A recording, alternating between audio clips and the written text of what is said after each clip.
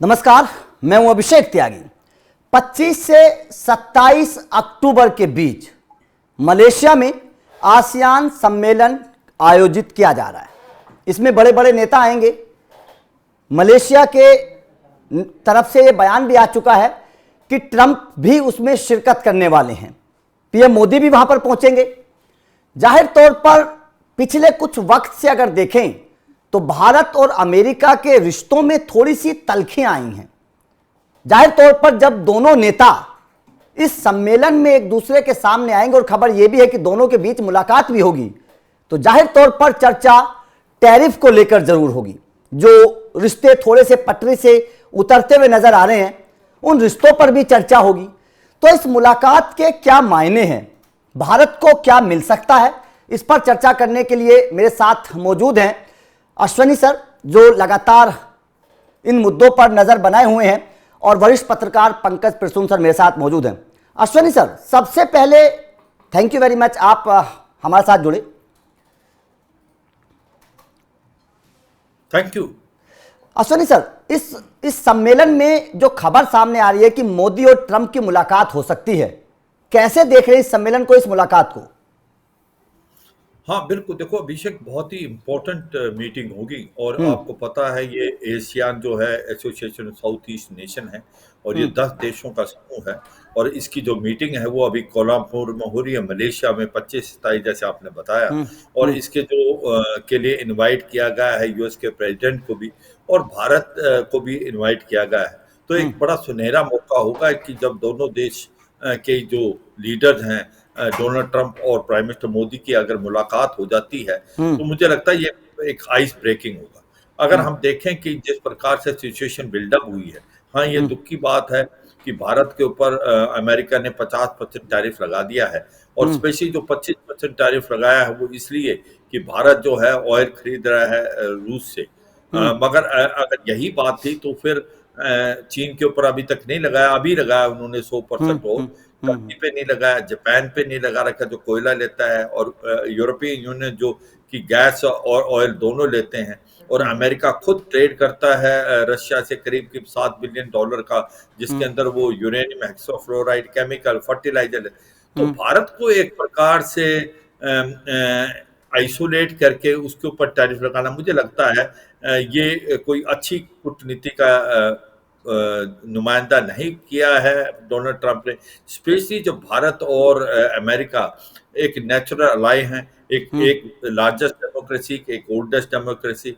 भारत एक ऐसा देश है जिसके साथ अमेरिका के 4 फाउंडेशन एग्रीमेंट साइन हो रखे हैं, जो कि कुछ ट्रंप 1.0 में हुए थे, और कुछ बाइडेन के एडमिनिस्ट्रेशन में भी हुआ है। तो जो है एक प्रकार जियोसोमाई कोमकासा लीमियो बेका, मतलब कि लेमैन के लिए बताने के लिए ये है कि भारत और अमेरिका के अंदर हम रियल टाइम इंटेलिजेंस शेयर कर सकते हैं, टेक्नोलॉजी शेयर कर सकते हैं, सैटेलाइट इमेजरी शेयर कर सकते हैं। तो जब भारत और अमेरिका के रिलेशन इतने अच्छे चल रहे थे और दोनों को एक दूसरे की जरूरत है, अगर भारत को अमेरिका की जरूरत, इसमें कोई शक नहीं, पर अमेरिका को भारत को बहुत जरूरत है, स्पेशली इंडो पैसिफिक के अंदर। अगर मालूम है कि अगर चीन का मुकाबला करना है तो उसे अमेरिका को भारत की बहुत जरूरत है, और इसीलिए क्वाड बढ़ा था, जिसका बेसिक मूल मंत्र है फ्री, ओपन और इंक्लूसिव इंडो पैसिफिक। जो दादागिरी है चीन की, उसको नकारा करने के लिए उसके 3 गाइडिंग प्रिंसिपल हैं: freedom of navigation, rule based international order, maintaining territorial integrity and sovereignty of all nation including minor nation. और एशियान के लिए इसका बड़ा महत्वपूर्ण है, क्योंकि छोटे छोटे देश जैसे फिलीपींस है, वियतनाम है, मलेशिया है, इनको डराता है, धमकाता है, और सारा का सारा इंडो पैसिफिक अपने नाम ले लिया है चीन। अगर उसके साथ आपने टकराव करना है तो भारत की बहुत जरूरत थी। और ऐसे में अगर भारत के ऊपर 50% टैरिफ लगाएंगे तो मुझे लगता है ये एक बड़ी भूल होगी डोनाल्ड ट्रंप की, और एक बहुत ही ज्यादा डोमेस्टिक प्रेशर उनके पास आ रहा है।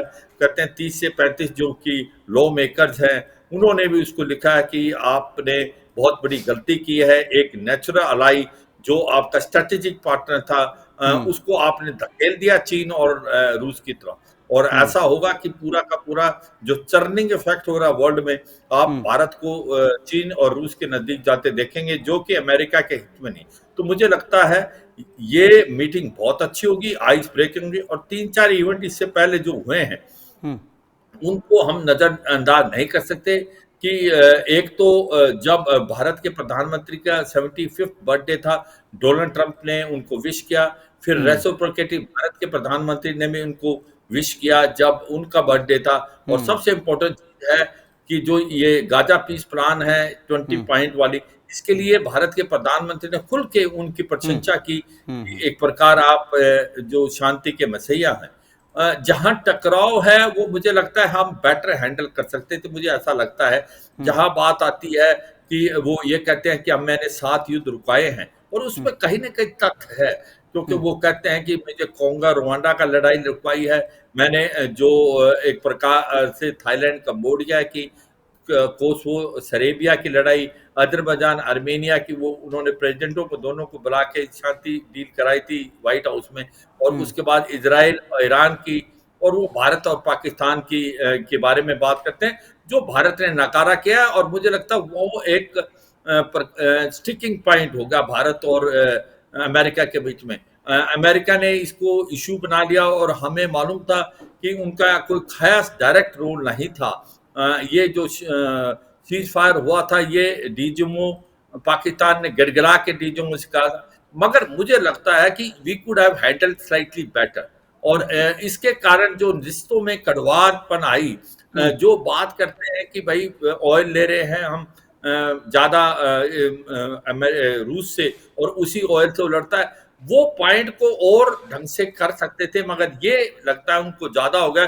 और पाकिस्तान ने इस वक्त का फायदा उठाया, उन्होंने क्रिप्टो करेंसी के बारे में बात की, क्योंकि ये बिजनेस फैमिली बिजनेस है जो डोनाल्ड ट्रंप का। दूसरा उन्होंने बात की कि जो क्रिटिकल मिनरल्स हैं बलूचिस्तान में, उसको आप एक्सप्लोर कर सकते हैं, और वो एक आइलैंड देने की बात कर रहे हैं, पासनी, जो कि एक ग्वादार के नजदीक है। देखो पाकिस्तान बिकाऊ है, पाकिस्तान को पैसा चाहिए, पाकिस्तान पैसे के लिए कुछ भी कर सकता है, इसको मौका लगा है। और स्पेशली जनरल आसिम मुनीर ने काफी कुछ ऐसा रोल प्ले किया है जिससे पाकिस्तान और अमेरिका के रिलेशन में इम्प्रूवमेंट हुई है। और भारत के और अमेरिका के रिलेशन कुछ एक समय कुछ जो बहुत अच्छे थे, अब उसमें वो है। मुझे लगता है एक सुनहरा मौका है और हमें इसका फायदा उठाना चाहिए। और मुझे लगता है कि अब दोनों देश इसकी तरफ बढ़ रहे हैं कि कहीं ना कहीं ये टैरिफ डील साइन हो आने वाले टाइम, अभी नहीं, इसको टाइम लगेगा, नवंबर तक जाएगी। मगर एक और जो नुमाइंदा है वो बड़ा पॉजिटिव रोल प्ले कर सकता है, वो है सरगाई गोर, जो कि भारत के अंदर एक प्रकार एम्बेसडर नियुक्त हुए हैं, जनवरी में टेक ओवर करेंगे। वो डोनाल्ड ट्रंप के बहुत नजदीक है, और मुझे लगता है वो भी इसके ऊपर भी एक पॉजिटिव रोल प्ले कर सकते हैं। तो हमें ये देखना है, अपना हित देखना है, नेशनल इंटरेस्ट। वो कहते हैं आज की तारीख में जो पूरा जियो पॉलिटिक्स में एक टर्निंग फैक्ट हो रहा है कि there are no permanent enemies and no permanent friend in international relation. What is permanent is आपके नेशनल इंटरेस्ट। आई थिंक वो देखते हुए मुझे लगता है एक बहुत ही इंपॉर्टेंट मीटिंग होगी, और इसमें कोई ना कोई पॉजिटिव रिजल्ट हासिल होंगे। बिल्कुल बिल्कुल सुनील सर, इस पर हर किसी की नजर है। पंकज सर, आप भी लगातार नजर बनाए हुए हैं, क्या लग रहा है, क्योंकि अश्वनी सर तो बोल रहे हैं कि हमें कुछ करना होगा, बेहतर नजर बना सब हर किसी की है। कैसे देख रहे हैं इस मुलाकात को आप?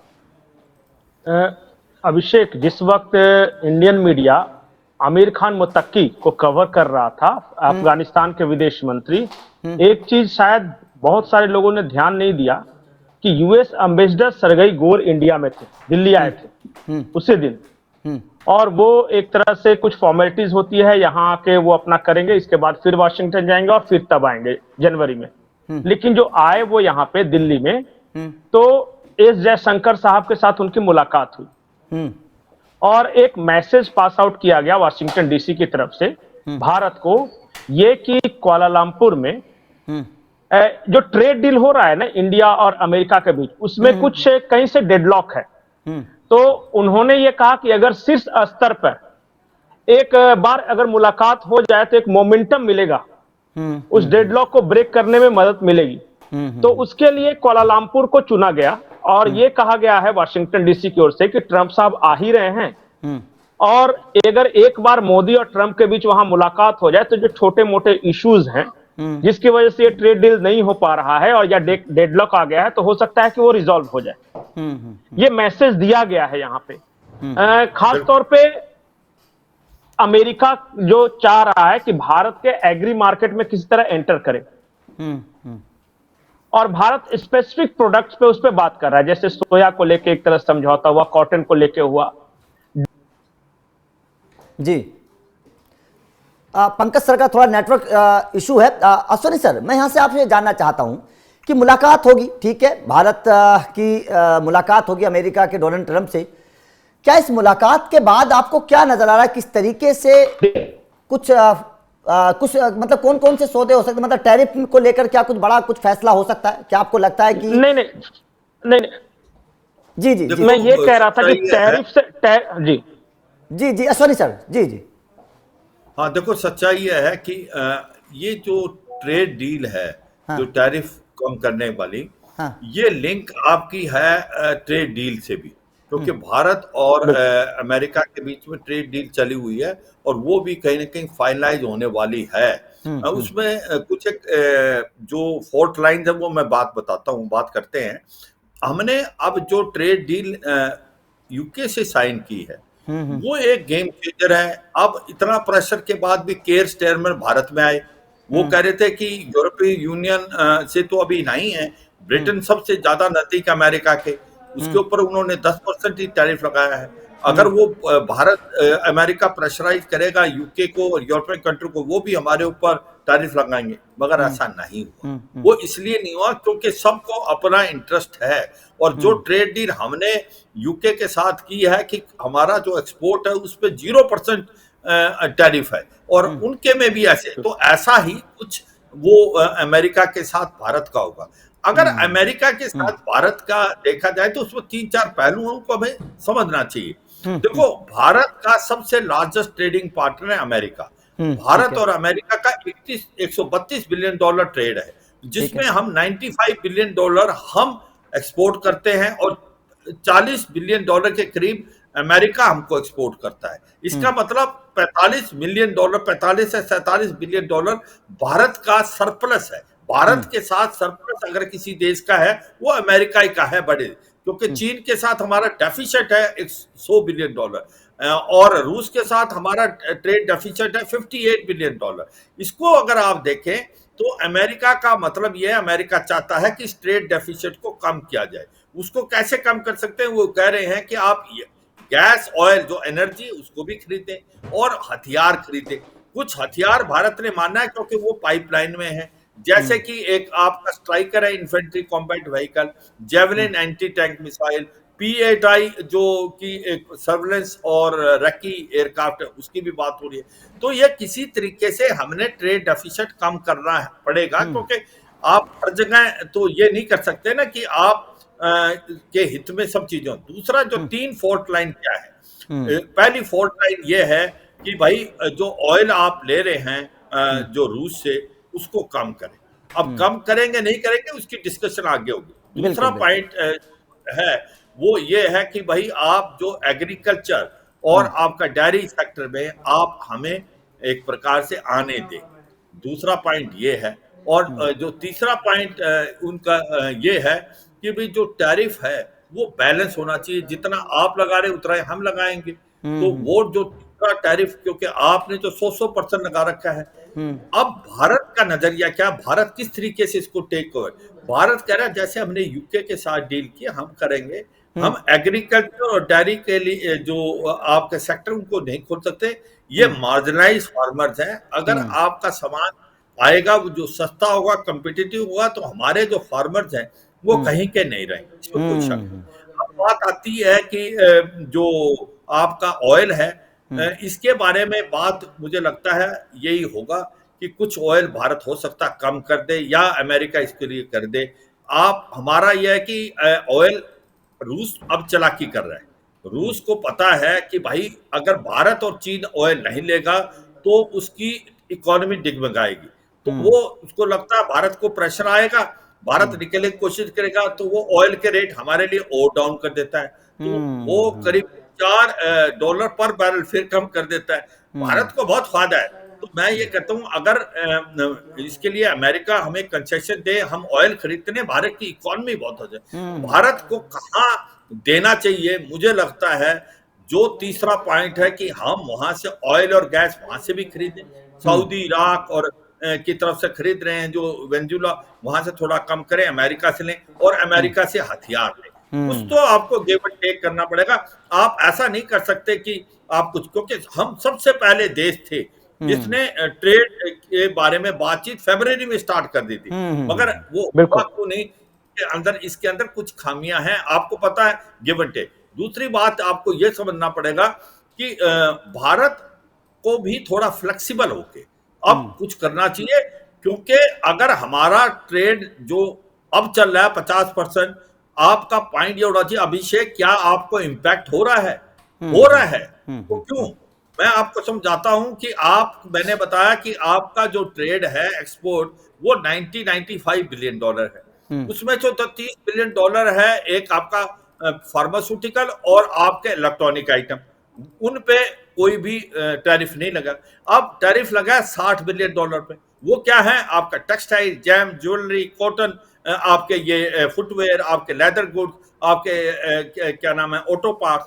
अब इनके रेट बढ़ गए हैं अमेरिका में। अब अमेरिका में अगर इसके रेट बढ़ जाएंगे, आपका कौन खरीदेगा? वो बांग्लादेश का, वियतनाम का, इंडोनेशिया का, चाइना का खरीदेगा। तो जितने भी कॉन्ट्रैक्ट दिए गए थे वो कैंसिल हो गए। अब उसका एडवर्स इंपैक्ट होगा, ये जितने भी लोग इस इंडस्ट्री में लगे हुए हैं जॉबलेस हो जाएंगे, अनएम्प्लॉयमेंट आएगी, इन्फ्लेशन आएगा, उसका असर भी दिख रहा है। हाँ, नहीं, उसके लिए हम सब्सिडी देने की कोशिश करें, जीएसटी कम करें, मार्केट को दूसरी, वो इतना आसान नहीं। इतना आसान होता तो पहले ढूंढ। तो मुझे लगता है भारत भी चाहता है कि कहीं ना कहीं जल्दी से जल्दी ये जो 25% हमारे ऊपर एक्स्ट्रा टैरिफ लगा है ना, इसको कम निकलना चाहिए। और अगर आप देखें पूरे इलाके में जो कि साउथ ईस्ट एशिया, यहाँ पर जो टैरिफ लगा है 19 या 20% है। आप ज्यादातर कंट्रियों में 19 है, एक दो कंट्री में 20% है। अगर आपको लेवल प्लेइंग फील्ड चाहिए तो आपका इतना होना चाहिए। मुझे लगता है कि ये भारत पूरी कोशिश कर रहा है, इसमें कोई शक नहीं, क्योंकि प्रधानमंत्री मोदी के लिए सबसे इंपॉर्टेंट नेशनल इंटरेस्ट है, वो कर रहे हैं। आपके पीयूष गोयल भी जा रहे हैं। मुझे लगता है कि अगले 2-1 महीने में हमारी ट्रेड डील साइन होगी, और ऐसी होगी कि जो हमने यूके से की है, by and large. Abhishek ji Pankaj sir, आप कुछ कह रहे थे सर। आपकी आवाज नहीं आ रही है, आपकी आवाज नहीं आ रही है पंकज सर, आपकी आवाज नहीं आ रही है, आपकी सर आवाज नहीं आ रही है। हेलो, जी जी जी जी जी कंटिन्यू करिए। हाँ जी, मैं ये कह रहा था कि टैरिफ को लेकर ट्रंप कुछ नहीं कर सकते, क्योंकि ये सब जुडिस मामला है अमेरिकन कोर्ट के अंदर। अक्टूबर के लास्ट में इस पे फैसला आना है, और तब तक कोशिश यह है कि अक्टूबर के लास्ट या नवंबर तक हमारा ट्रेड डील ये फाइनल हो जाए, ताकि एक पॉजिटिव इन्वायरमेंट बने। उसके लिए पुश किया जा रहा है, और वहां से भी, अमेरिका से भी ये प्रेशर है ट्रंप के ऊपर भी, बिल्कुल, कि तब तक आप ट्रेड डील कर लीजिए, और जब ये कोर्ट का फैसला आएगा उसके बाद आप चाहे तो कम कर सकते हैं। अभी चाहकर भी ट्रंप कुछ नहीं कर सकते। ये टेक्निकलिटीज हमें समझ नहीं। पॉइंट नंबर 2, आज तक इंडिया ने कभी भी अमेरिका के खिलाफ इस तरह का कोई भी स्टेटमेंट इश्यू नहीं किया है जो अमेरिका को बुरा लगे। जो भी हुए हैं वो ट्रंप की तरफ से या अमेरिकी प्रशासन की तरफ से हुए हैं। तो हमने बहुत मैच्योरली हैंडल किया है इस सारी चीजों को। बिल्कुल बिल्कुल। और बार बार प्रधानमंत्री मोदी ने माय फ्रेंड ट्रंप कहा है, और ट्रंप की ओर से भी ये रेसिप्रोकेट किया गया है। तो मुझे नहीं लगता है कि इस तरह का कोई भी बहुत बड़ा हर्डल है। मुझे लगता है अक्टूबर लास्ट नहीं, लेकिन नवंबर जाते जाते ये चीजें सॉल्व होनी शुरू हो जाएंगी। बिल्कुल। तो देखते हैं जब मिलेंगे दोनों नेता तो किस तरीके से मिलेंगे, क्या फैसले होंगे, और क्या कोई बड़ा कदम उठाया जाएगा इस मुलाकात के बाद। खैर, थैंक यू वेरी मच, आप हमारे साथ जुड़े। अश्विनी सर, पंकज सर, आप हमारे साथ जुड़े, थैंक यू वेरी मच। लेकिन हर किसी की उम्मीद, हर किसी की नज़र इस मुलाकात पर रहेगी। आपका इस मुलाकात को लेकर क्या मानना है, कमेंट करके जरूर बताएं।